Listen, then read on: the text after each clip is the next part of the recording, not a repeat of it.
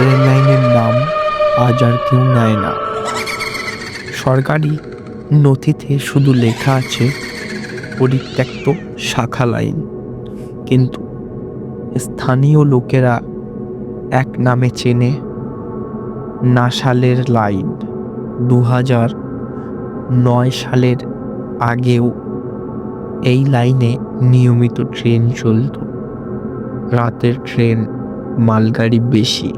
আশেপাশের রেলকর্মীদের জন্য কয়েকটা কোয়ার্টার ছিল, সবাই একই রকম, একতলা টিনের ছাদ, লম্বা করিডোর। লাইন বন্ধ হওয়ার কারণ সরকারিভাবে বলা হয় যান্ত্রিক ত্রুটি। আসল কারণ কেউ লিখে রাখেনি। দুর্ঘটনা হয়েছিল বর্ষার রাতে, প্রচণ্ড বৃষ্টি। এক মালগাড়ির ইঞ্জিন হঠাৎ থেমে যায়।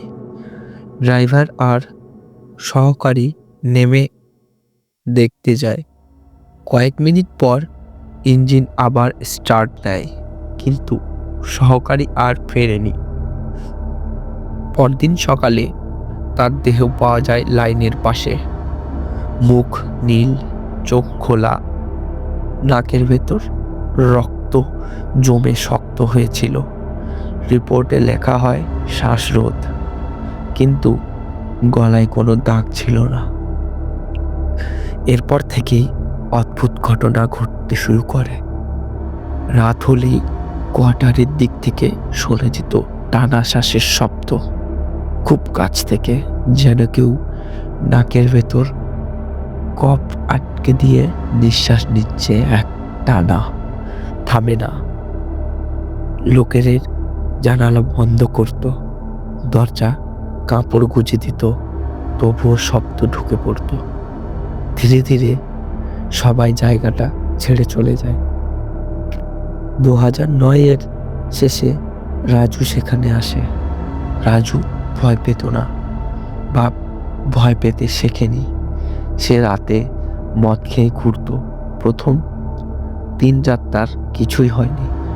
চতুর্থ রাতে, রাত প্রায় 2টো, ঘরের বাতিটা এবার ঝিলবিল করে নিভে যায়। সঙ্গে সঙ্গে ঘরটা ঠান্ডা হয়ে আসে। রাজুর ঘুম ভেঙে যায় একটা শব্দে। খুব কাছ থেকে কেউ নাক টেনে শ্বাস নিচ্ছে। সে প্রথমে ভাবে নিজেরই নাক। হাত দিয়ে মুখ ঢাকে, শ্বাস থামে না। কানের ঠিক পাশে। রাজু উঠে বসে। ঘরে কেউ নেই, দরজা বন্ধ, জানালা বন্ধ। শব্দটা এবার ধীরে ধীরে ঘরের চারিদিকে ঘুরতে থাকে। কখনো ছাদে, কখনো বিছানার নিচে, কখনো তার মাথার পেছনে। হঠাৎ আয়নায় তার চোখ পড়ে। আয়নায় সে একা নয়, তার পেছনে একটা অবয়ব দাঁড়িয়ে।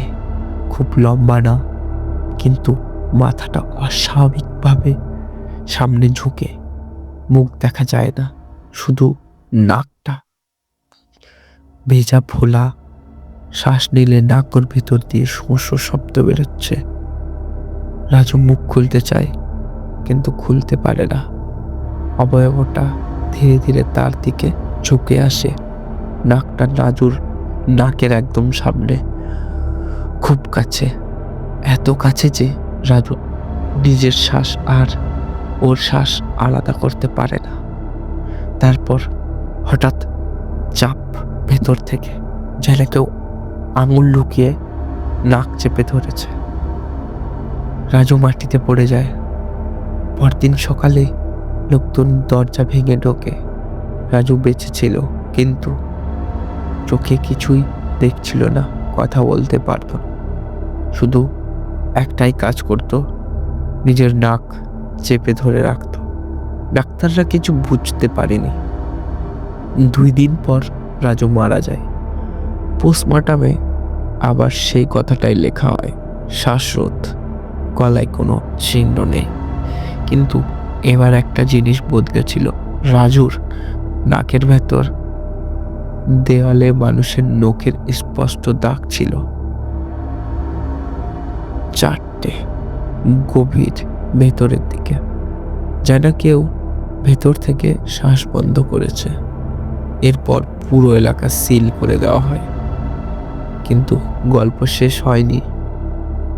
আজও লোকাল ট্রেনের ড্রাইভাররা বলে, রাত 2টোর সময় ওই লাইনের পাশ দিয়ে গেলে ইঞ্জিনের ভেতর হঠাৎ কুয়াশা জমে, আয়নায় একটা মাথা দেখা যায়, মুখ নেই, শুধু নাক। আর তখনই কানে আসে সেই শব্দ, খুব কাছ থেকে, টানা শ্বাস।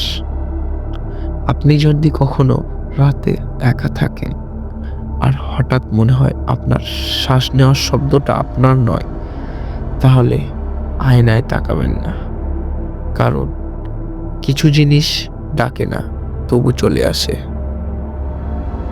গল্পটা ভালো লাগলে ভয় তরঙ্গ চ্যানেলটিকে সাবস্ক্রাইব করবে।